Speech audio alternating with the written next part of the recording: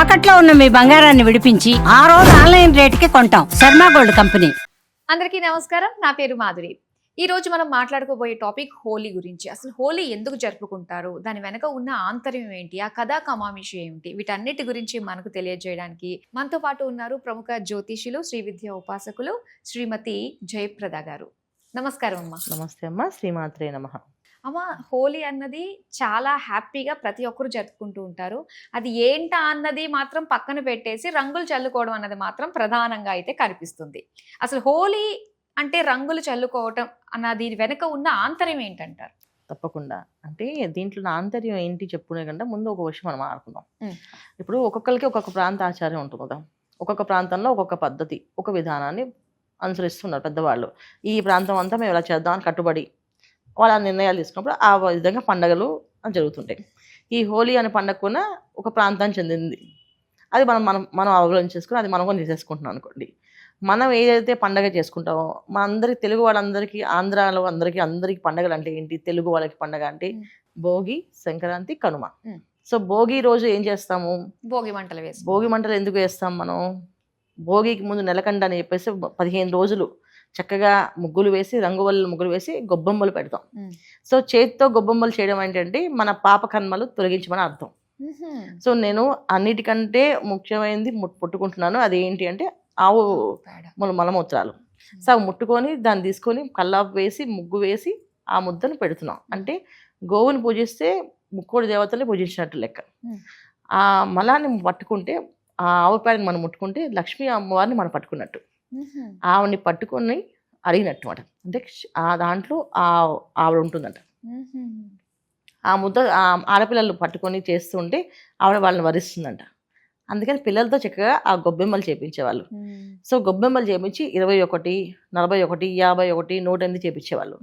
So అన్ని గ్రహశాంతులు అవ్వడానికి వాళ్ళకి వాళ్ళ చేతులతో చేతులతో చేసేవాళ్ళు చిన్న చిన్న గొబ్బెమ్మలు.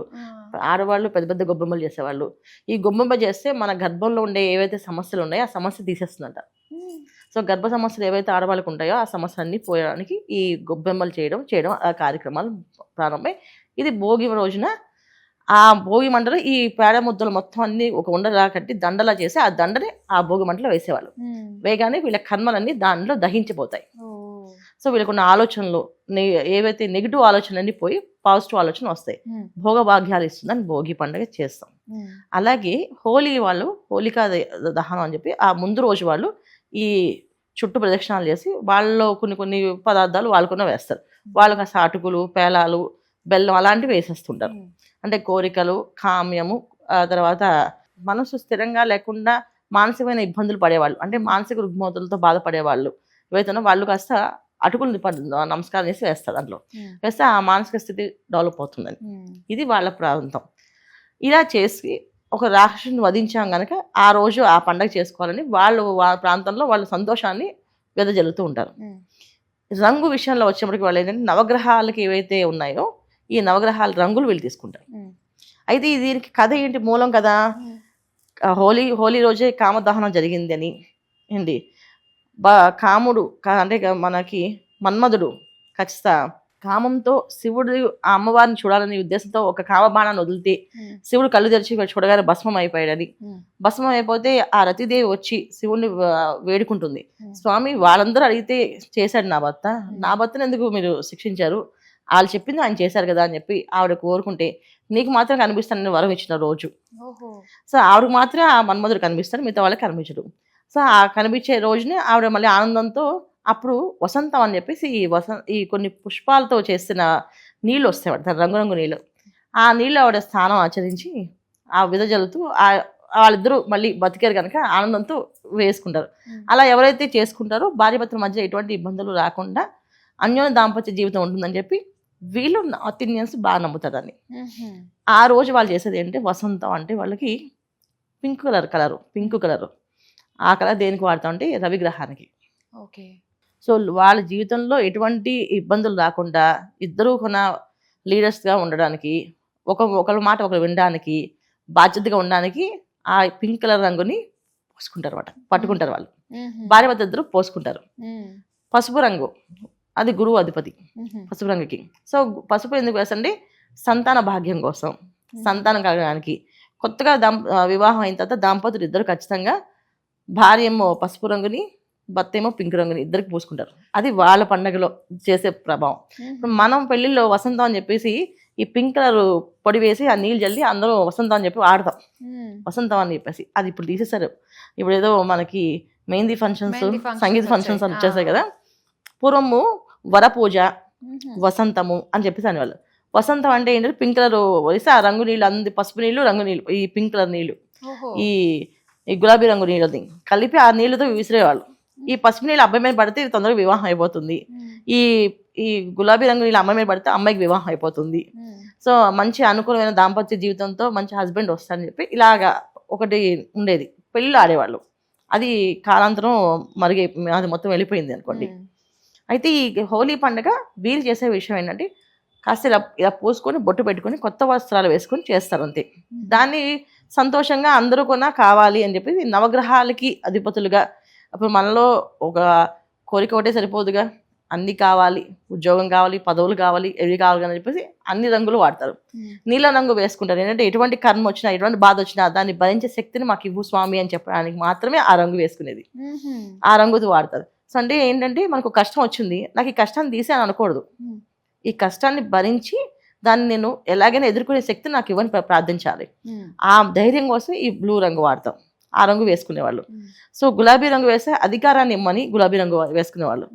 అలాగే పసుపు రంగు శుభాన్ని ఇవ్వమని చెప్పి ఇంట్లో శుభకార్యాలు జరగడానికి ఇచ్చేవాళ్ళు. ఆ రంగు వేసుకునేవాళ్ళు చెప్పేవాళ్ళు. తర్వాత ఆకుపచ్చ రంగు ఎప్పుడు బుద్ధి ప్రచోదయంతో వెలగాలని చెప్పి మంచి మంచి పనులకి చేయాలి, బుద్ధిని వాడాలి, కానీ చెడు పనులకి వాడకూడదు అని అర్థం. ఇలాగే ఇది 9 రంగులు 9 గ్రహాలకి వాళ్ళు పెట్టి ఆ రోజు పూజ చేసి ఈ నవగ్రహాలు ప్రార్థన చేసి వాళ్ళు రంగుల రూపంలో ఈ జల్లుకోవడం అనేది జరుగుతుంది. అది వాళ్ళు ఆడుకునే ఆట. మన సంక్రాంతి పండుగకి ఏదైతే బట్టలు పెట్టి పెద్దవాళ్ళకి నమస్కారాలు చేసి పెద్దవాళ్ళని గుర్తు చేసుకొని చేస్తామో, వాళ్ళు హోలీ పండుగ రోజున అందరికీ ఇంట్లో వెళ్ళి పాదిరి స్వీట్స్ తిని అందరికి బట్టలు పెట్టుకుని వాళ్ళ కార్యక్రమం ఇది. ఒక ప్రాంత ఆచారం. మన ఆచారంలో భోగి, సంక్రాంతి, వాళ్ళ ఆచారంలో హోలీ, అది వాళ్ళది. సో దాన్ని కాస్త తీసుకొచ్చేసి మొత్తం అందరూ హోలీ పూసుకుంటే తప్పే ఉంది, కరెక్ట్ కదా, ఈ రంగు పూస్తే ఏమైంది తప్పు నీకు, ఈ రంగు నీకు పోస్తే నువ్వు కూడా సంతోషంగా ఉంటావు, అంతే నీ సంతోషం కోసం నేను పూస్తున్నా అని చెప్పి, నీకు పింక్ కలర్ పోసావంటే మీకు ఈ సంవత్సరం అంతా అధికారం వస్తుందని అర్థం, గ్రీన్ పోస్తే నీ బుద్ధి బాగా పనిచేస్తుందని అర్థం, పసుపు రంగు పూసావంటే శుభాలు జరుగుతాయని అర్థం, పెళ్ళి అవుతుంది, వివాహం అయిన వాళ్ళకి సంతాన యోగం కలుగుతుంది, సో వివాహం కాని వాళ్ళకి వివాహం అయ్యే అవకాశం ఉంటుంది ఈ పసుపు రంగు పూస్తే. అలాగే బ్లూ రంగు పోస్తే ఏదైనా కష్టం వస్తుంది, జాగ్రత్త తట్టుకోని అర్థం. సో ఆ నీలం రంగు అంటించుకోకుండా పరిగెట్టేవాళ్ళు. గ్రీన్ కి పింక్ కి పరిగెట్టే వాళ్ళు కాదు, రాయించుకునే వాళ్ళు, కానీ నీలం పట్టుకుంటే పరిగెట్టేవాళ్ళు. ఒరే బాబు నాకు పోయిరా బాబు, ఈ సంవత్సరం నేను భరించడం అలాంటి కష్టాలు చెప్పి పరిగెట్టేవాళ్ళు. ఆ పరిగెట్టే పరుగుల్లోని ఈ ఆటల్లో ఆడమే ఈ నలుపు, బ్లూ, ఈ తర్వాత ఈ నీలం రంగుని, తర్వాత అన్నిటికంటే ఎరుపు రంగుని. అంటే అగ్రెసివ్ గా ఉండకూడదు, ప్రతి మనిషి ఆలోచించారు కానీ ఆ సొంత నిర్ణయాలు వెంటనే తీసేసుకుని అప్పటికప్పుడు చేశారు అనుకోకూడదు, అది ఎరుపు రంగు. సో ఇవి దగ్గర రానికుండా పరిగెట్టేవాళ్ళు, ఈ రంగులు మాకు వేయకని చెప్పేసి. సో ఈ పింక్ పట్టుకుంటే ఏ వేసుకునే వాళ్ళు కాదు, పింక్ ఎవరు పట్టుకునే వాళ్ళు కాదు, ఎల్లో పట్టుకునే వాళ్ళు కాదు, నీలం రంగుని ఎక్కువగా ఈ ఎరుపు రంగుని పట్టుకొని పరిగెట్టేవాళ్ళు.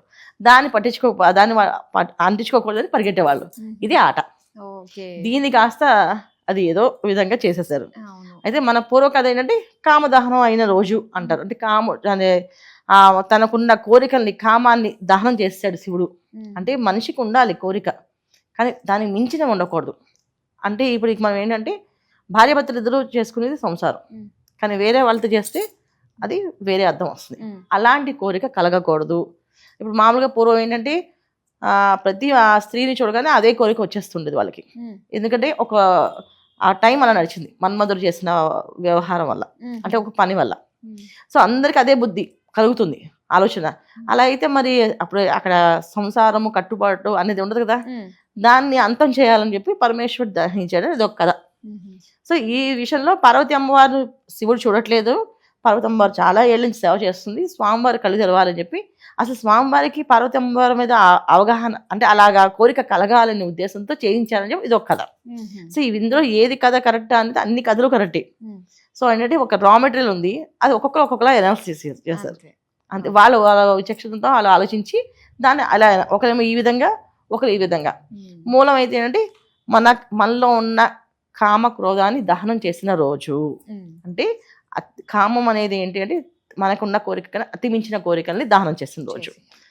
తర్వాత కోరికలు ఏంటంటే మనకున్న కోరిక ఏదేదో సామాన్యం కోరిక, సంతానం కావాలి సామాన్యం కోరిక, ఇల్లు కావాలి మామూలు మంచి న్యాయమైన కోరిక, ఒక ఇంట్లో కలిసి ఉండాలనుకున్నాం, ఒక్కొక్క కుటుంబంతో ఉండాలనుకున్నాం, అది సామాన్యం కోరిక.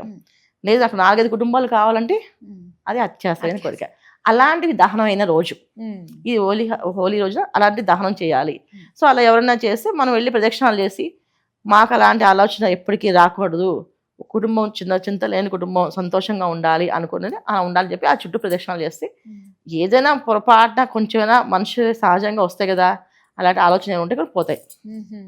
అంతే, ఇది పండగ విషయం అయితే. దీన్ని రౌడీజం చేసి చాలా మంది బళ్ళు ఆపేసి మరి రాసేస్తుంటారు మొహాలకి, అది చేయకూడదు. అలాగా ఎదుటి వాళ్ళ మనసుని గాయం చేస్తే దానికి పడే దోషాలు మామూలుగా కర్మలు కాదు, అవి ప్రారంభ కర్మల కింద మారుతాయి.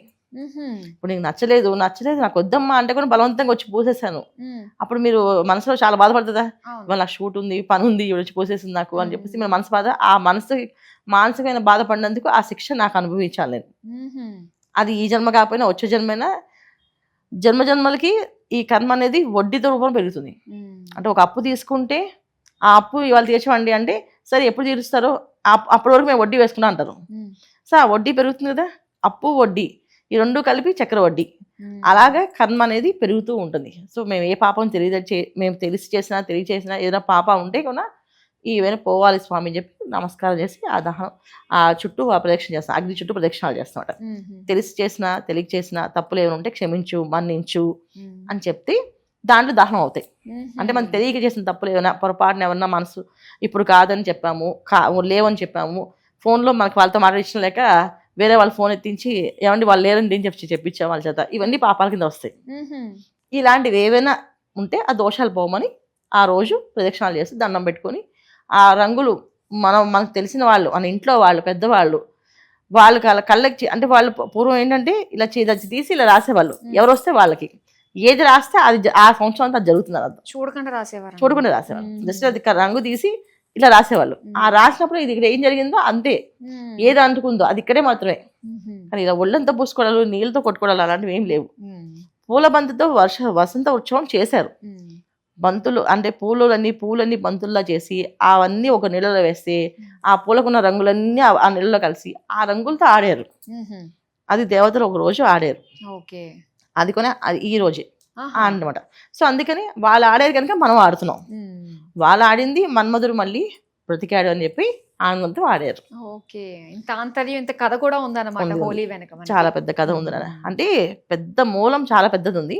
ఒక్కొక్కరు ఒక్కొక్క విధంగా ఒక్కొక్క ఋషి ఈ కథని మార్చి రాశారు. ఒక దాంట్లో ఇలాగా, ఒక దాంట్లో ఇంకొకలా రాశారు, ఇంకో దాంట్లో ఇంకొకలా రాశారు అలామాట. ఈ సో మనం తీసుకునే ఏమి తీసుకోవాలనుకుంటే మనకి ఏది కావాలో అది తీసుకోవాలి. ప్రస్తుతం ఉన్న కాలంలో ఉండే మనుషులందరికీ రేపు ప్రపంచంలో పిల్లలకి రేపు వచ్చిన రాబోయే తరాలకి హోలీ పండుగ అనేది ఒక రంగుల పండుగ కాదు, దాంట్లో ఉన్న ఆంతర్యం ఇది అని చెప్పుకోవడానికి ప్రాక్టికల్ గా చెప్పాను నేను, అంతే అర్థమవడానికి. ఓకే, మా హోలీ పండుగ రంగులు పూసుకోవడం వెనక ఆంతర్యం గురించి, ఆ కథ గురించి తెలియజేసినందుకు ధన్యవాదాలు. నమస్తే అమ్మా, శ్రీమాత్రే నమః.